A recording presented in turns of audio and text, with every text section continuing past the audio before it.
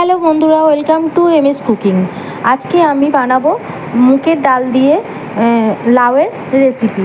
মুগের ডাল দিয়ে লাউ সম্পূর্ণ নিরামিষভাবে তৈরি, ভাত বা রুটির সঙ্গে খেতে পারেন আপনারা। আর খুব কম সময়ের মধ্যে কিন্তু ডালটি তৈরি হয়। তো দেখে নেওয়া যাক আজকের আমার মুগের ডাল দিয়ে লাউয়ের রেসিপি।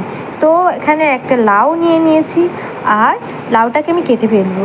আর এখানে মুগের ডাল আমি কড়াইয়ের মধ্যে ভালো করে ভেজে নেব।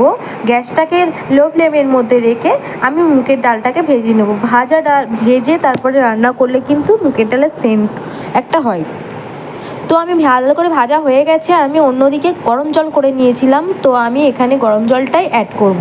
গরম জল দিলে যে কোনো রান্নার টেস্ট হয়, আর এখানে ডালটাতে দিলে ডালটাতে কিন্তু সিদ্ধও তাড়াতাড়ি হয়।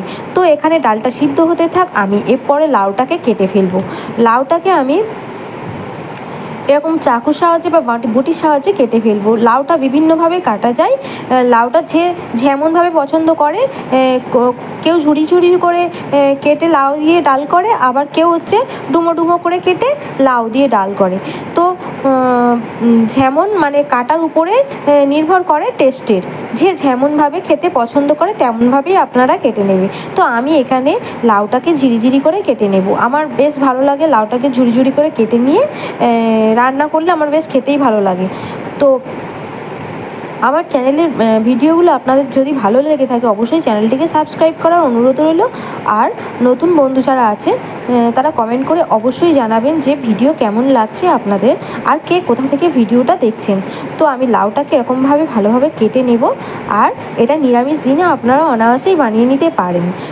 নিরামিষ দিনে বা কোনো একদিন এই রেসিপিটি ভালো লাগবে। লাউ দিয়ে ডাল, আর নতুন নতুন লাউ উঠলে তো কোনো কথাই নেই, লাউ দিয়ে ডাল ভালো লাগে।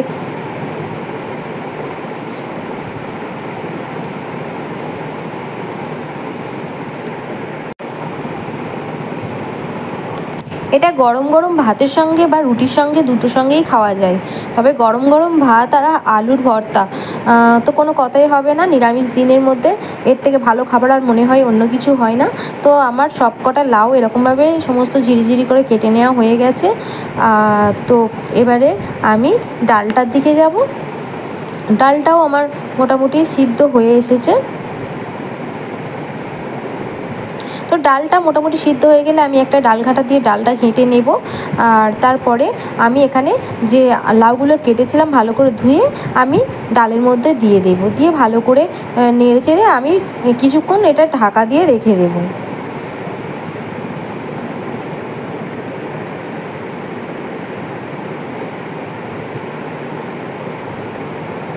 এর মধ্যে আমি নুন অ্যাড করছি, আর একটু নুন অ্যাড করব। কিছুক্ষণ পরে আমি হলুদ অ্যাড করব।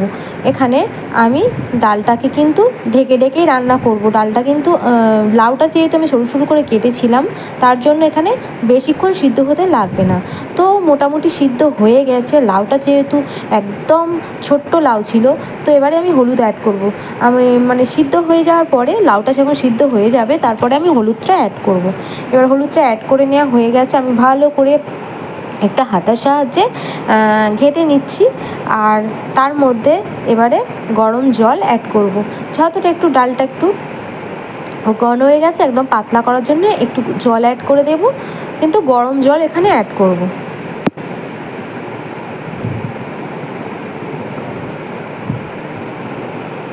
একটু লঙ্কার গুঁড়ো মিশিয়ে দিয়েছি। আর এবারে আমি জল অ্যাড করে দিচ্ছি এখানে। এবারে ডালটা একটু গরম মতো হয়ে গেলে আমি নামিয়ে ফেলবো। এবারে আমি ফোড়নের জন্য কড়াই সরিষার তেল দেব, দুটো তেজপাতা দেব, আর শুকনো লঙ্কা দেব। শুকনো লঙ্কাটা একটু বেশি দিলে বেশ ঝাল ঝাল ভালোই লাগে।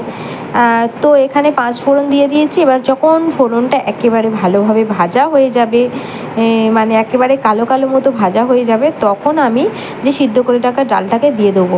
আর এরকমভাবে ডালের ফোড়ন দিলে সেন্টটাও কিন্তু খুব সুন্দর হয়, আর খেতেও কিন্তু দারুণ লাগে।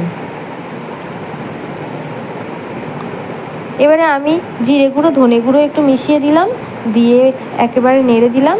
এবারে ডালটা যে ফুটতে শুরু করেছে, আর একটু চিনিও দিয়ে দিলাম। তো গরম গরম ডাল একেবারে রেডি হয়ে গেছে। এবার গরম গরম ভাতের সঙ্গে বা রুটির সঙ্গে অনায়াসে সার্ভ করা যায়, আর খেতেও কিন্তু খুবই ভালো লাগে। তো ভিডিওটি কেমন লাগলো অবশ্যই কমেন্ট করে জানাবেন, আর পাশে থাকার জন্য আপনাদেরকে অনুরোধ রইল। ভালো থাকবেন, সুস্থ থাকবেন আর নিজেদের খেয়াল রাখবেন।